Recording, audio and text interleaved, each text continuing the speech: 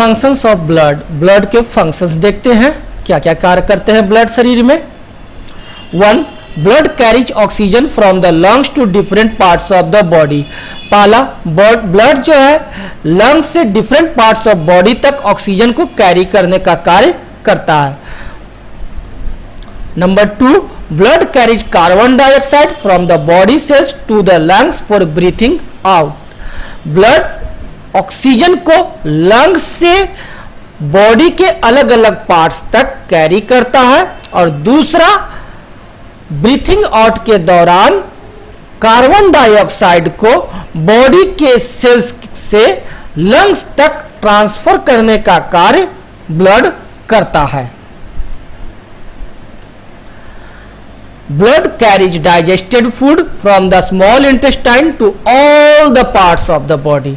और जो small intestine के द्वारा फूड का डाइजेशन होता है, उस डाइजेस्टेड फूड को ब्लड जो है बॉडी के विभिन्न भागों तक ट्रांसपोर्ट करता है, कैरी करता है। 4.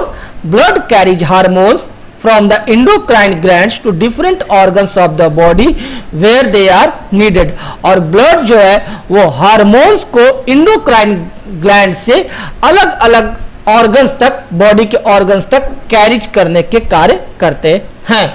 कहने का अर्थ हुआ कि blood, oxygen, carbon dioxide, food और हार्मोन्स, ये चारों को कैरी करने के कार्य करते हैं।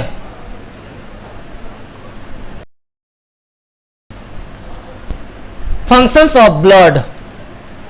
5. Blood carries a waste product called urea from the liver to the kidneys for excretion in urine. और ब्लड जो है वह यूरिया को भी एक्सक्रीशन के लिए कैरी करता है लीवर से किडनी तक।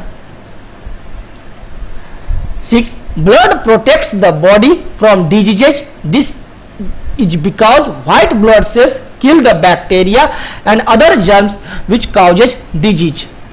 ब्लड जो है बॉडी को डिजीज से प्रोटेक्ट करता है। ऐसा इसलिए होता है क्योंकि ब्लड में जो व्हाइट ब्लड सेल्स होते हैं वो बैक्टीरिया या दूसरे जर्म्स को डिस्ट्रॉय कर देते हैं। 7. Blood regulates the body temperature. This is because the blood capillaries in our skin helps to keep our body temperature constant at about 37 degree Celsius. Blood जो है हमारे बॉडी टेम्परेचर को भी रेगुलेट्स करते हैं। ऐसा इसलिए होता है कि पूरे शरीर में जो ब्लड के कैपिलरीज होते हैं वह सभी जगह एक समान टेम्परेचर बनाए रखते हैं, blood about 37 degree Celsius. Blood clotting. Our body has its own mechanism of preventing the loss of too much blood from a cut or wound by forming a blood clot, which plugs the cut or wound in the body and stops further bleeding. Thus, cuts bleed for a while, and then the blood changes into a thick jelly called blood clot. हमारा शरीर में blood कुछ इस तरह का कार्य करता है कि कहीं भी कट जाए या वुंड बने तो उस दौरान जो ब्लड हमारे शरीर से निकलते हैं वो ब्लड का निकलना ब्लड क्लॉटिंग से प्लग हो जाता है, बंद हो जाता है। वहां पर ब्लड का क्लॉटिंग होता है और वह ब्लड को निकलने से रोकता है। Our body has its own mechanism of preventing the loss of too much blood from a cut or wound by forming a blood clot, which plugs the cut or wound in the body and stops further bleeding. Thus, cuts bleed for a while and then blood changes into a thick jelly called blood clot. The process of blood clotting can be represented more clearly as follows. देखिए blood clotting किस तरह से होता है, इसमें कौन से process कार्य करते हैं वो दिखाते हैं। Number 1, injured tissues plus platelets. जो टिश्यू हमारे शरीर में इंजर्ड हुए वहां पर प्लेटलेट्स जाकर के मिलते हैं। Injured tissue plus platelets from plasma. Platelets कहां से आते हैं? प्लाज्मा से, ब्लड के प्लाज्मा से, और वो बनाते हैं थ्रोम्बोप्लास्टिन। इंजर्ड टिश्यू और प्लेटलेट्स मिलकर बनाते हैं thromboplastin, number 2 prothrombin, prothrombin thromboplastin और कैल्शियम के साथ बनाते हैं थ्रोम्बिन, और प्रोथ्रोम्बिन वहां पर थ्रोम्बोप्लास्टिन और कैल्शियम के साथ मिलकर बनाते हैं thrombin. Soluble protein from plasma, prothrombin कहां से आते हैं? प्लाज्मा में जो प्रोटीन सोल्यूबल होते हैं वहां से आते हैं, और यह प्रोथ्रोम्बिन थ्रोम्बोप्लास्टिन और कैल्शियम के साथ मिलकर बनाता है थ्रोम्बिन। थ्रोम्बिन एक एक्टिव एंजाइम है।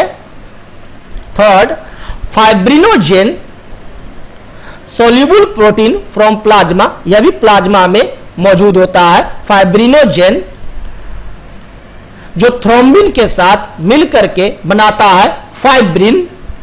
फाइब्रिनोजेन थ्रोम्बिन के साथ मिलकर क्या बनाता है? फाइब्रिन। फाइब्रिन एक इनसोल्यूबल प्रोटीन है। 4 fibrin plus red blood cells, और फाइब्रिन और रेड ब्लड सेल्स, फाइब्रिन जो है thick mess of fibres, fibres के थिक मेस बन जाते हैं, और fibrin plus red blood cells blood clot करते हैं। देखिए, सबसे पहले इंजर्ड टिश्यू और प्लेटलेट्स मिल जाते हैं। जहां भी आपका कट जाए या वुंड हो जाए वहां पर क्या होता है, उस टिश्यू से प्लेटलेट्स, प्लाज्मा में से प्लेटलेट्स क्या करते हैं, उससे रिएक्शन करते हैं और बनाते हैं थ्रोम्बोप्लास्टिन, और उस थ्रोम्बोप्लास्टिन और कैल्शियम से हमारे जो प्लाज्मा में जो प्रोटीन होते हैं उस प्रोटीन में प्रोथ्रोम्बिन होते हैं। एक सॉल्युबल प्रोटीन होता है प्रोथ्रोम्बिन, उस प्रोथ्रोम्बिन से थ्रोम्बोप्लास्टिन और कैल्शियम मिलकर बनाता है थ्रोम्बिन, एक एक्टिव एंजाइम। और उस थ्रोम्बिन से हमारे जो प्लाज्मा में एक सॉल्युबल प्रोटीन होता है फाइब्रिनोजेन, वो थ्रोम्बिन उस फाइब्रिनोजेन से मिलकर बनाता है फाइब्रिन, एक insoluble protein.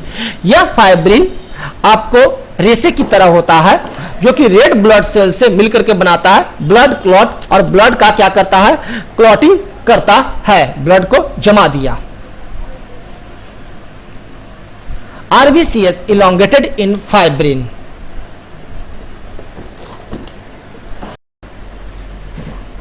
Further bleeding stops, और ब्लीडिंग हमारा स्टॉप्स हो जाता है। After the blood clot ड्राइज up, a yellow liquid called serum comes out. This serum is plasma without its fibrinogen। और इस ब्लड क्लॉट जब ड्राइज हो जाएगा तो देखिएगा कि येलो सीरम निकलता है। वह येलो सीरम जो निकलता है वह क्या है? वास्तव में प्लाज्मा है, बिना फाइब्रिनोजेन का।